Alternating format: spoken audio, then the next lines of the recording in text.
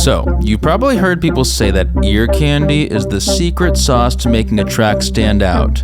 But what if I told you that ear candy might actually be holding your music back? What if the very thing that you're relying on to make your record pop is the thing that's keeping it from connecting? Let's break this down. Okay, so the first thing is, the problem with overusing ear candy is that you have to ask yourself, why are so many producers relying on ear candy to fix a weak record? This might be you, okay?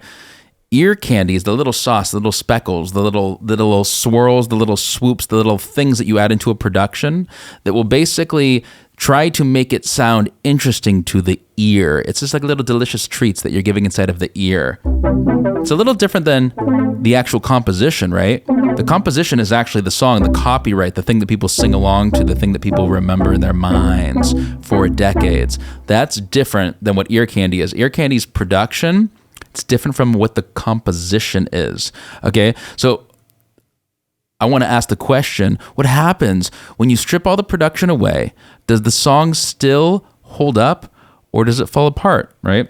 You got chords and then you have singing, and then you have words. I'm singing a song. This is the words. When you put it together, you get an entire recording if you record it, which is the lyrics, the melodies, the chords, the music that's supporting it. And the recording of it is one thing, but that's really only one aspect of it. And oftentimes what happens is individuals try to shine up their song and the recording of it with lots of little bells and whistles, and especially in the DAW, in the DA dub. These days, there's unlimited tracks, and you got Splice and all these different tools. You can just keep adding stuff forever. You truly can. You can just keep adding and adding little bells and whistles to try to get your ear to be interested at any given point during the record. But what happens is, if your structure isn't sound, if your structure isn't dialed, it just sounds like noise. But isn't ear candy supposed to enhance the track? Why does it sometimes feel like it's just covering up the cracks? Well, that's because it is. It is covering up the cracks. If you have a great composition, it doesn't matter if you have any ear candy or no ear candy. Ear candy works really great when it is amplifying something that is already structurally sound. Does that make sense? And so having a really great composition is the thing that is the foundation. And when you add ear candy, little bells and whistles, little swoops, little extra emphasis on certain melodies and stuff, it can actually take everything and amplify it up.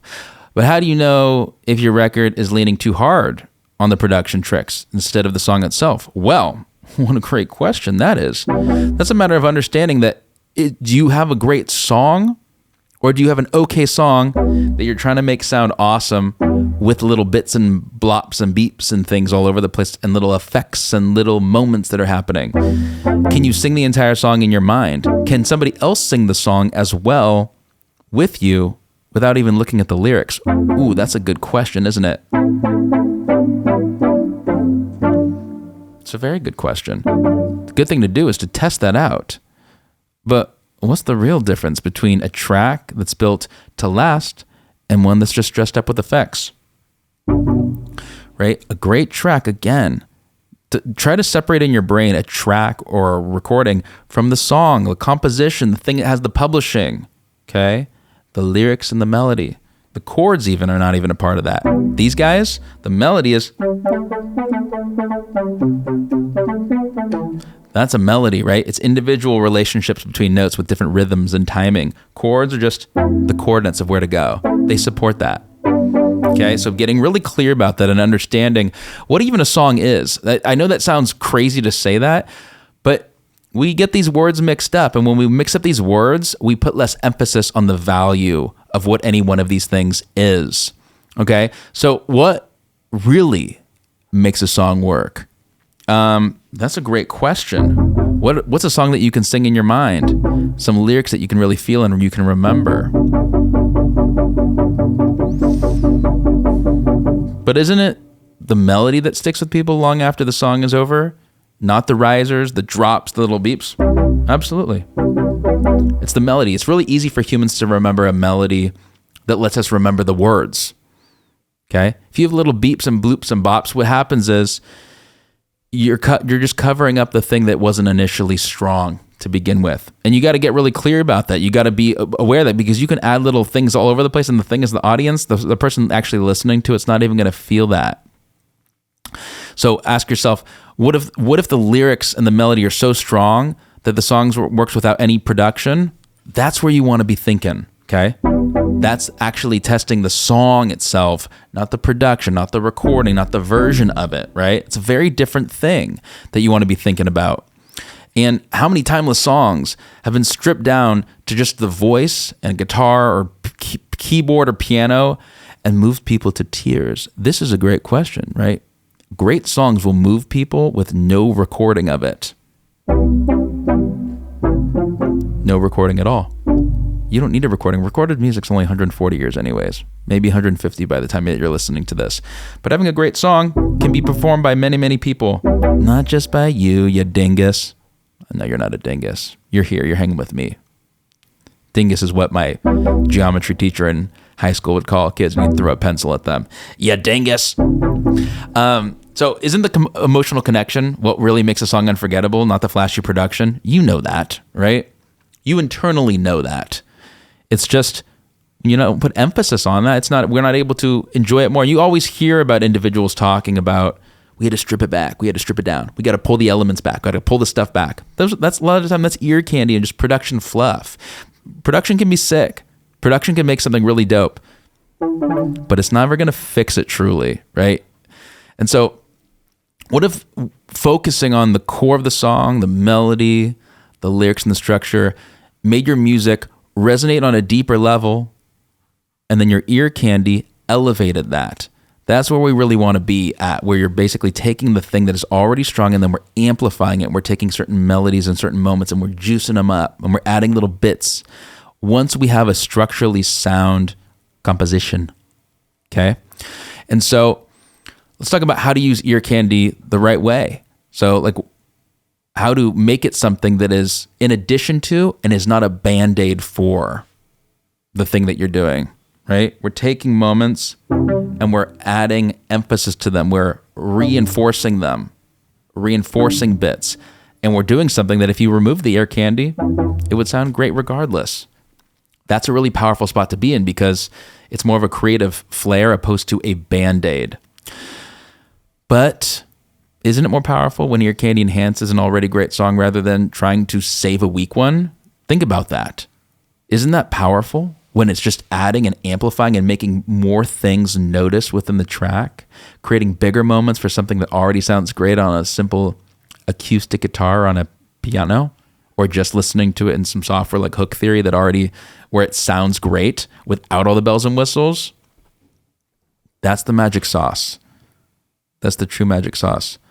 So what have you thought of ear candy as the seasoning and not as the main dish? And maybe you don't see it as being the main dish, but you might be seeing it as like the sauce, but it's not. It's just the seasoning. It's it's on top of it after the fact.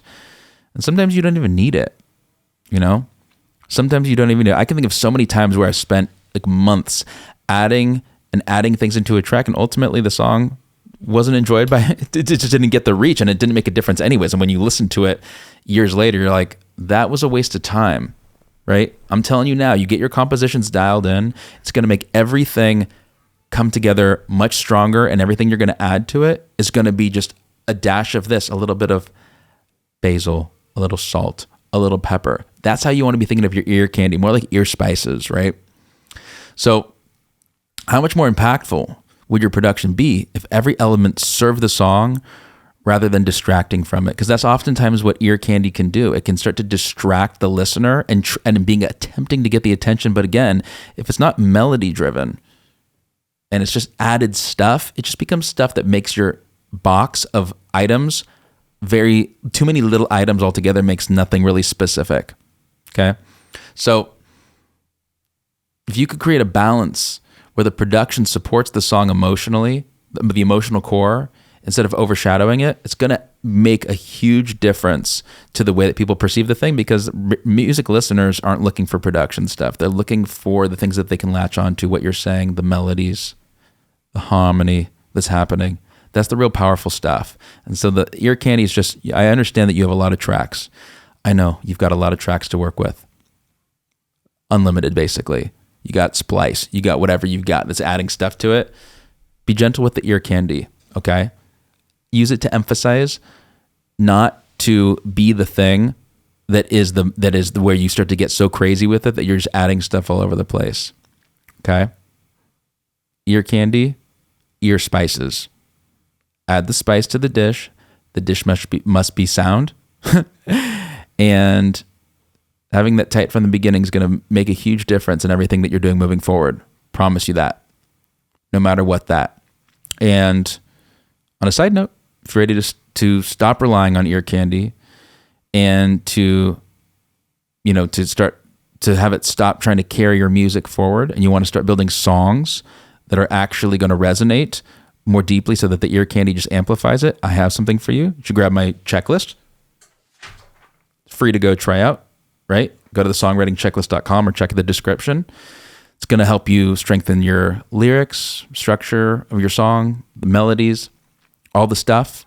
I think you're going to love it. And I'm super stoked that you're here today, hanging out with me, working on this stuff. I'm going to see you soon. I'm still dialing in my process, but I'm happy to be here. This is a short one today. We'll make videos longer. We'll make our longer podcast soon, but today we're just getting it out and moving forward. So thank you for being here. I'll be talking to you next week. Bye.